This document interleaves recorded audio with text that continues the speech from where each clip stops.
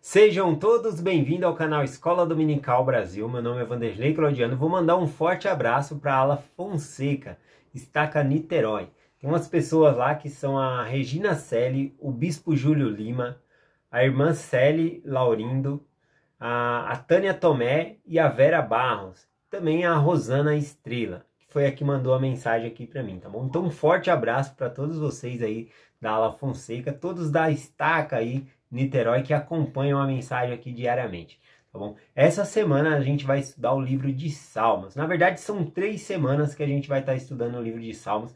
O livro de Salmos é o maior livro dentro da Bíblia. Ele contém 150 capítulos. Essa semana a gente vai estudar do capítulo 1 até o capítulo 46, tá bom? Vai pulando, claro que não vem numa sequência toda aqui, vai pulando, pegando somente os melhores capítulos para compartilhar aqui com vocês, tá bom? Eu vou fazer o seguinte, né, para ficar dividido e eu estudar direitinho aqui, eu vou compartilhar com vocês estudando e trazendo os capítulos aqui. Eu vou estudar do capítulo 1 até o capítulo 50 essa semana. Na próxima semana do capítulo 51 ao capítulo 100. E na outra semana do capítulo 101 até o capítulo 150. Por que eu vou estudar dessa maneira? Porque tem alguns capítulos que são muito importantes que estão fora da designação aí da leitura da aula. Por exemplo, o Salmo 91 não entrou, né? E o Salmo 91 tem não é só para a gente ficar aberto com a Bíblia aí na sala ou coisa assim, mas o Salmo 91 é um salmo muito conhecido e tem algumas coisas ali que eu quero compartilhar com vocês. Claro, eu vou estudar e o que eu senti eu vou compartilhando com vocês. Se for outro capítulo, vai ser outro capítulo, mas eu vou estar estudando dessa maneira. Então essa semana são 3 semanas que a gente vai estudar aí sobre o livro de Salmo, porque é o maior, né, livro aqui dentro da Bíblia, tá bom? Eu peguei algumas curiosidades aqui sobre o livro de Salmo para compartilhar com vocês. Bom, dentro do livro de Salmo também existe o maior capítulo dentro da Bíblia. É o capítulo de Salmo 119, ele tem 176 versículos, tá bom? É o maior capítulo aí. E dentro do livro de Salmo também existe o menor capítulo dentro da Bíblia. É o capítulo 117, ele tem apenas 2 versículos, tá bom? Então é o menor capítulo dentro da Bíblia. Também, se você quiser achar o meio da Bíblia, tá bom? Qual que é a escritura que está no meio da Bíblia certinho, né? O que acontece? Você vai achar que está dentro de Salmo, realmente. É o capítulo 118 e o meio certinho é o versículo 8, tá bom? Que divide a Bíblia no meio aí. E o versículo diz assim: é melhor confiar no Senhor do que confiar no homem, né? Então esse é o versículo que está no meio da Bíblia ali. Então são essas curiosidades, né, que eu queria compartilhar com vocês. O livro de Salmos, ele é bem poético, né? Ele tem uma poesia toda interessante ali de se ler. A forma das palavras. Talvez às vezes não faça tão sentido para nós na nossa língua, mas na língua hebraica tem muito sentido por causa que cada palavra ela tem o seu significado, nomes de pessoas. Por exemplo, nós estudamos já muitos nomes no Velho Testamento que têm significado. Um deles é Raquel. Raquel significava ovelha e Raquel ela era pastora de ovelha.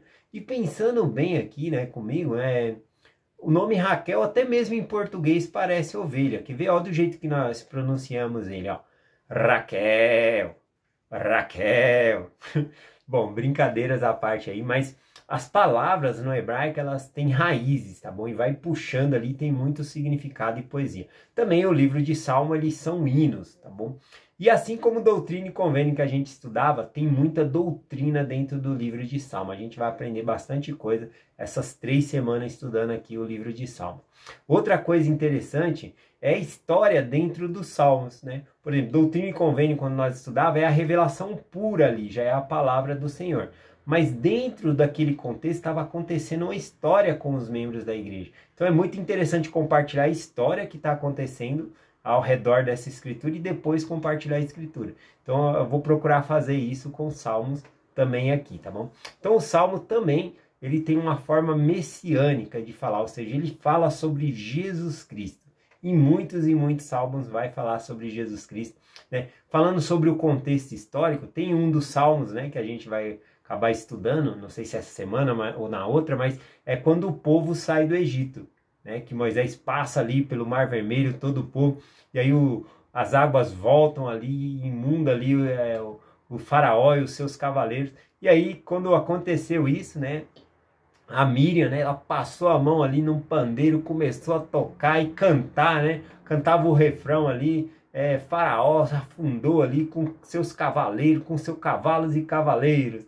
E aí o povo ia cantando e ela ia emendando ali o refrão. Então a Miriam, ela tinha um jeito assim pentecostal, né? Sempre para frente ali cantando, eu gosto também disso. Então é bom compartilhar o contexto histórico ali do livro de Salmo para nós saber mais ou menos o que está acontecendo, tá bom? Então eu vou fazer isso também. E o livro de Salmo também, e além de ser messiânico, falando de Jesus Cristo, também ele fala muito sobre profecias, de coisas que aconteceriam também, tá bom? Então é interessante olhar por esse lado aqui também. Hoje eu vou compartilhar com vocês aqui, dentro da designação do Vem Segue, os salmos que eu gosto muito, que é Salmos 23. Eu vou ler cada versículo aqui e vou já explicando aqui para nós, tá bom? Então o primeiro versículo, né, só falando quem escreveu esse salmo aqui, ele é conhecido como Salmo de Davi. E esse salmo aqui fala do pastor. E Davi, ele era um pastor de ovelha. Antes dele ser rei, ele foi pastor de ovelha.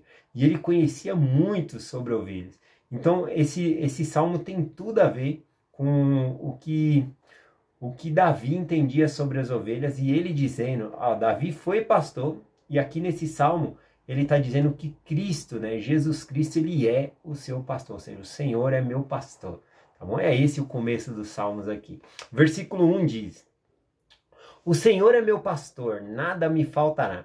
Bom, quando a gente lê aqui, né, e algumas pregações realmente falam sobre isso, né, quando diz, o Senhor é meu pastor, nada me faltará, dá uma sensação de abundância, de tranquilidade. Nossa, não vai me faltar nada. Dá uma sensação de riqueza, né, de poder ter tudo o que você quer, assim. Mas não é isso a tradução literal desse salmo, tá bom? Na verdade, ao invés de estar escrito assim, nada me faltará, a tradução literal desse salmo, né, é de nada sentirei falta. Algumas pessoas vão falar, mas nada me faltará e de nada sentirei falta é a mesma coisa. Claro que não, porque quando Jesus Cristo, ele é o seu pastor, você não vai sentir falta de nada, porque ele vai preencher a sua vida. Né? Não é a sensação de que você vai ter tudo porque você tem Cristo. Né? A gente não vai passar privações nessa vida? Vai. Tá bom? Então a sensação aqui quando diz, né, o Senhor é meu pastor, de nada sentirei falta, que seria esse nada, né? Bom, eu não vou sentir falta da balada, eu não vou sentir falta das festas, eu não vou sentir falta de velhos amigos que me levavam para o mau caminho. Eu tenho que deixar essas coisas, na verdade. Então o que acontece? Quando diz aqui de nada sentirei falta, significa que Cristo, ele vai ser o centro da sua vida. E então o Senhor se tornando o centro da sua vida, então você não vai sentir falta de mais nada, porque ele vai preencher o seu ser. Você vai ser feliz com Cristo, entendeu? Então, outro exemplo, né? Por que eu falo? É errado você ir na festa, né? Você ir ali no aniversário? Não. Você vai estar com seus amigos, vai ser bom. Domingo que vem vai ser dia dos pais, né? Muitas pessoas vão para as casas dos pais aí. Mas não se esqueça que dia dos pais também é dia do Senhor. Então não perca a oportunidade de tomar o sacramento também, tá bom? Então, continuando aqui a mensagem, né? Tem gente que vive em que sentido, né? Que só vive em festa, né? Vive em festa e sente aquela alegria, mas ela sempre tem que estar fazendo aquilo, senão ela não se preenche, ela sente um vazio. Então, quando nós lemos que de nada sentirei falta, é porque você pode ir se divertir, né? Não estou dizendo isso, mas aqui diz que você não vai sentir falta dessas coisas. É isso que está dizendo aqui, tá bom? Então, vamos continuar aqui, versículo 2. O versículo 2 diz assim, ó. Deitar-me fazem verdes pastos, guia-me mansamente a águas tranquilas. Bom, eu devo compartilhar aqui também que ser pastor de ovelha não era nada fácil. Na verdade, era uma profissão que muitos não queriam ter. Era muito sacrificante, muito desgastante. Levantar de madrugada. E lembra quando Jesus Cristo nasceu?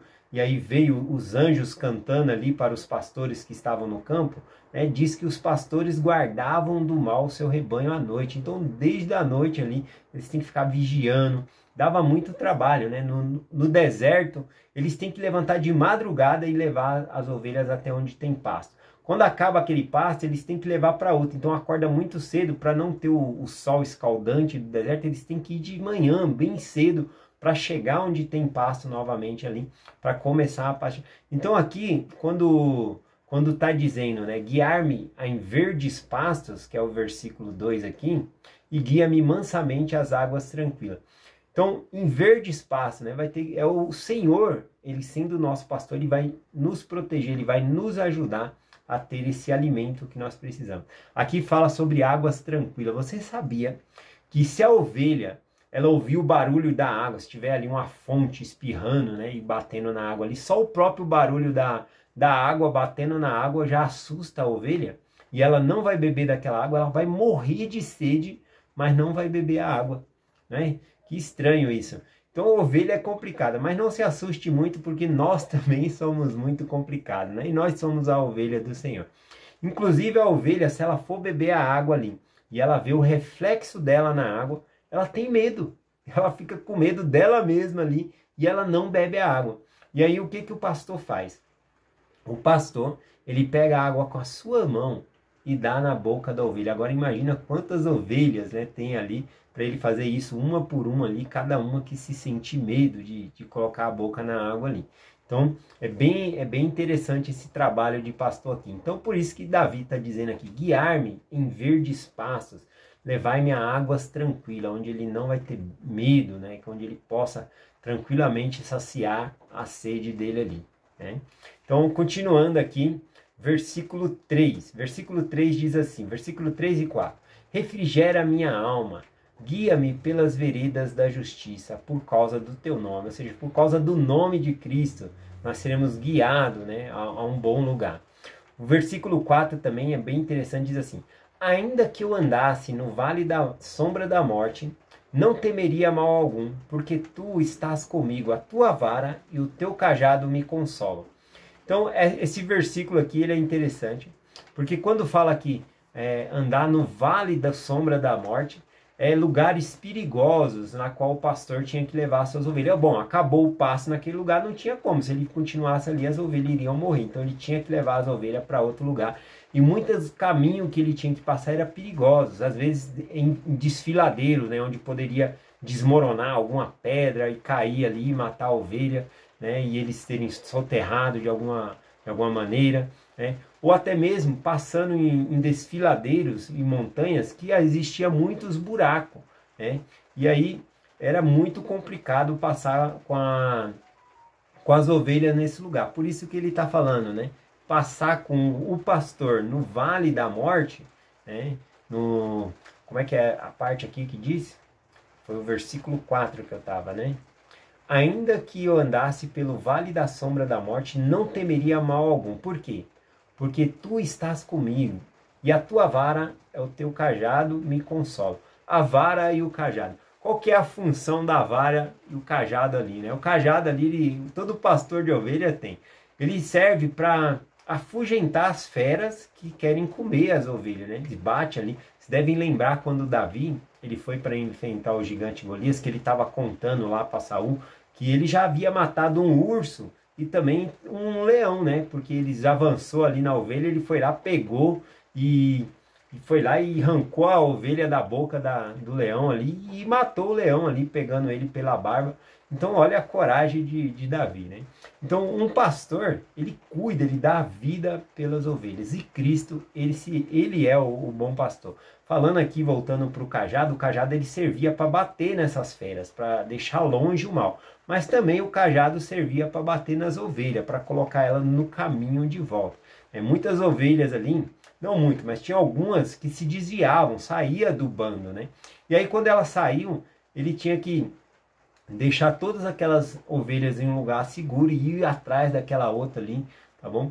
E aí muitas vezes quando ela voltava, ela trazia muito dano, porque estava machucada, tinha que passar remédio, dava trabalho demais cuidar de ovelha. E muitas vezes a lã da ovelha, né, ela voltava comprometida por causa de carrapichos, carrapatos, né? Então a lã não servia mais para comercializar. Então era um prejuízo danado também quando a ovelha se afastava do rebanho, né? E ficava fora ali. A ovelha ela não foi feita para viver sozinha, tá bom? Ela foi feita para viver em bando.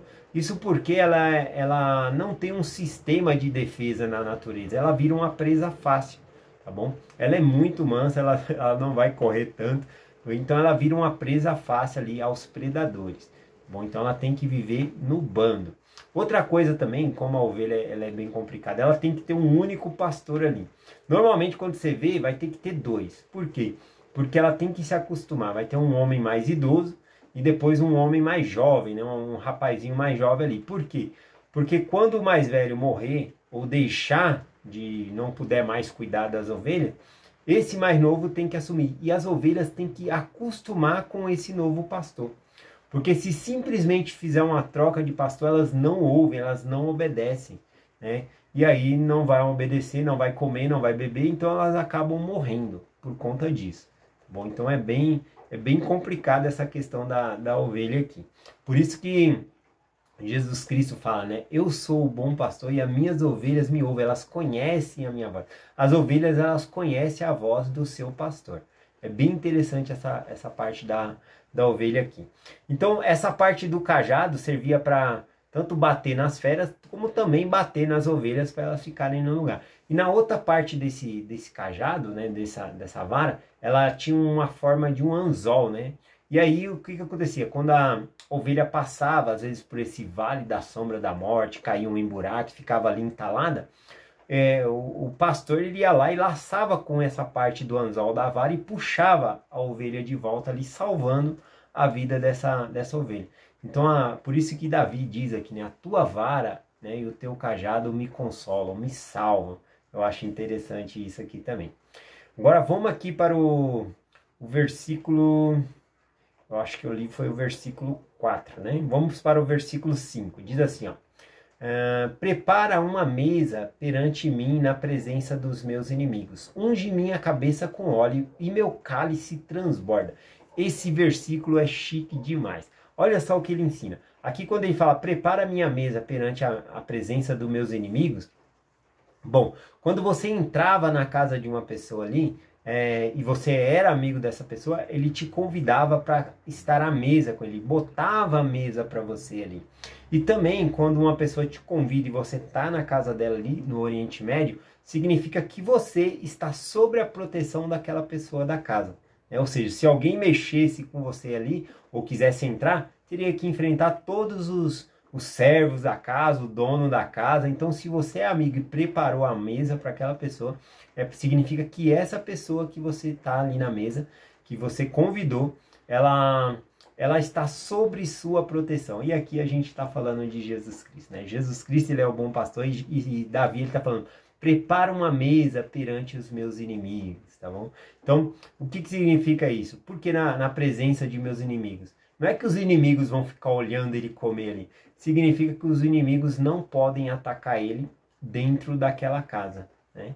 Então, olha que interessante. Eu gosto bastante desse versículo aqui. A outra parte fala, unges a minha cabeça com óleo. Essa parte tem uma parte simbólica para nós, que significa unção, né? Aliás, o próprio unção, ungido, significa o nome de Cristo, né? Cristo, né, no Novo Testamento, é grego, né? Significa, então, ungido. Cristo significa ungido. Já no Velho Testamento, ungido significa Messias. Então, essas duas palavras significa ungido, significa pré-ordenado. Ou seja, Cristo, ele é o ungido de Deus. Ele foi pré-ordenado para vir à terra e pagar por nossos pecados para nós sermos salvos. Tá bom? Esse é o significado da palavra ungido. De forma simbólica também, quando nós fazemos convênio com o Senhor no templo, nós somos ungidos. Ou seja, nós somos preparados para entrar na vida eterna, tá bom? Para estar com Deus. Então tem esse significado também. Já no caso da ovelha aqui, né, Davi ele sabia muito bem disso, quando fala assim, unges a minha cabeça com óleo. O óleo, o azeite, né? Ele é usado também para unção de reis, como a gente viu no Velho Testamento, mas também como remédio. A gente vê no Novo Testamento ali que o azeite ele é usado como remédio também, né? Vamos lá na parábola do bom samaritano, ele deita azeite na ferida ali do homem caído, né? Então, olha só que interessante. Então serve de remédio.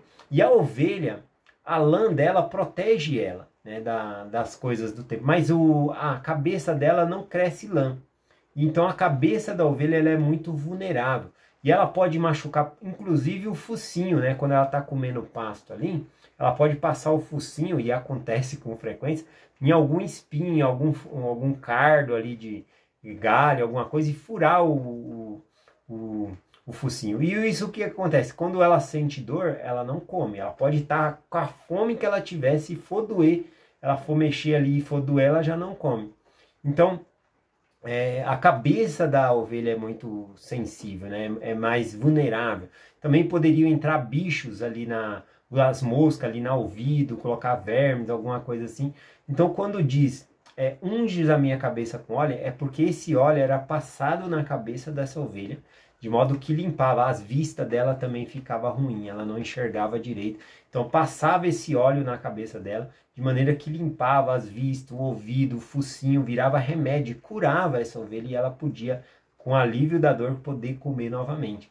Então, esse sentido aqui é bem interessante, quando ele fala, unges a minha cabeça com óleo. Ele está falando bem aqui no sistema das ovelhas, né? Eu gosto bastante. Agora, essa parte aqui no capítulo 5 é a que eu mais gosto, que fala que... Deixa eu achar o versículo aqui, ó. O meu cálice transborda, né? Na verdade, o versículo inteiro, né, que eu li foi: preparas uma mesa perante mim na presença de meus inimigos, unge a minha cabeça com óleo e meu cálice transborda. Essa parte do cálice transborda eu vou falar daqui a pouco, no final aqui. Vamos para o versículo 6 aqui, ó. Certamente que a bondade e a misericórdia me seguirão todos os dias da minha vida e habitarão na casa do Senhor para sempre. O que é isso? É um convênio, né? Certamente a bondade de Deus vai ser para sempre comigo, é um convênio para a eternidade. E aonde é? Na casa, para onde que ele convida? Habitará na casa do Senhor para sempre. Ou seja, na casa do Senhor, a casa do Senhor é o templo, né? Por meio do templo nós fazemos convênio com Deus para a eternidade, para viver para sempre com Deus, né? Que bonito isso, eu acho lindo. Agora voltando aqui, né, para a parte aqui, o meu cálice transborda. Eu quero compartilhar isso aqui com vocês rapidamente. O meu cálice transborda, o que significa, tá bom? Vamos supor aqui, né, um cálice mesmo, né, de vinho, né? O que significa meu cálice transborda, tá bom? Então, quando você entrava lá na casa do anfitrião, ele ia te servir, tá bom? E se ele colocasse para você, né, meio copo, né? Isso que significava que ele gostava de você, mas também era para você beber aquele meio copo ali e ir embora, né? Ele gosta de você, mas ele quer o sossego lá. Então, olha, você é bem-vindo. É como se ele estivesse dizendo, ó, você é bem-vindo na minha casa, tá bom? Mas toma aí e vai embora. Depois você pode voltar, a gente marca aí, você volta novamente. Ele gostava de você, se fosse meio copo. Agora, um copo cheio, né? Até mesmo quando a visita for chata aí na sua casa, se você encher o copo dela de chá quente, ela vai demorar mais ainda para ir embora. Então você põe só meio copo aí. Tô brincando, não tô ensinando isso não. Mas o que significa quando eu encho o copo inteiro? Significa que essa pessoa gosta muito de você, que você é muito bem-vinda, né, na casa dela e que você quer que ela volte, né? Aliás, ela fala para você quando você deve voltar logo, né? Porque essa pessoa te ama muito. Então imagina nesse salmo, né? Quando Davi ele fala assim, o meu cálice o quê? Transborda. O que significa então o cálice transbordar, hein? Significa que essa pessoa, Cristo, ele te ama tanto e tanto e tanto, que ele quer você sempre na vida dele, para sempre, né? Então esse é o significado de o meu cálice transborda. Para terminar a mensagem aqui, né, que essa é a parte que eu mais gosto aqui, só gostaria de falar do trabalho do pastor da ovelha. às vezes, ele machuca a ovelha porque ele ama a ovelha. Conforme eu compartilhei, tem uma certa ovelha que sempre foge. Ela foge do... E olha, não tem como ele pegar essa ovelha e vender para outro pastor de ovelha. Ela não vai acostumar com aquele pastor. Ela não vai se acostumar, né? E não tem jeito. Então, quando ele tem que se desfazer da ovelha, o pastor, ele tem que mandar para o abatedouro para matar, para comer, né? Ou seja, vai destruir a ovelha ali. Ela não vai poder ir para outro pastor, tá bom? Então, quando a ovelha se afasta toda vez, né, e ela fica, conforme eu falei, ela fica pegando doença, bicho, é bem complicado essa parte. Então, o pastor ele tem que tomar uma decisão, e é algo que eles faziam quando amavam as ovelhas. Ele pega a ovelha e ele vai e quebra a pata da ovelha, né? Claro, a ovelha, nossa, mó dor, né? E aí, então, depois dele quebrar, porque o que acontecia? A ovelha às vezes fugia e ficava uma semana desaparecida. Quando ele achava, ela vinha cheia de bicho, toda ferida, magra, ele tinha que cuidar. Era um trabalho dobrado ali, muito mais do que dobrado para cuidar daquela ovelha. Então, quando essa ovelha era sempre a mesma e fugia, por causa que o pastor ama tanto essa ovelha, ele pegava e quebrava a pata dessa ovelha. Agora ela não podia andar mais, ela tinha que ficar no rebanho. Então ele pegava e enfaixava a patinha dela ali com cuidado. E olha só que interessante, ele quebrava a pata da ovelha ali, mas agora a ovelha não podia andar, né? Então, quando ele tinha que ir no deserto para outro lugar que tinha pasto, ele tinha que pegar essa ovelha sobre os seus braços, colocar sobre os seus ombros, né? E levar essa ovelha até onde tinha pasto. Dar água na mão, né? Com a mão na boca dessa ovelha. Então, eu só quero compartilhar com vocês que nós somos a ovelha do Senhor, né? E que se nós estamos fugindo do Senhor, fugindo do aprisco, fugindo do rebanho, fugindo da igreja, vamos colocar assim, o Senhor, Ele nos ama tanto, que Ele pode quebrar a nossa perna, figurativamente falando, para não nos perder para sempre. O Senhor não quer nos perder e Ele nos ama. É essa mensagem que eu compartilho com vocês, em nome de Jesus Cristo. Amém. Até amanhã.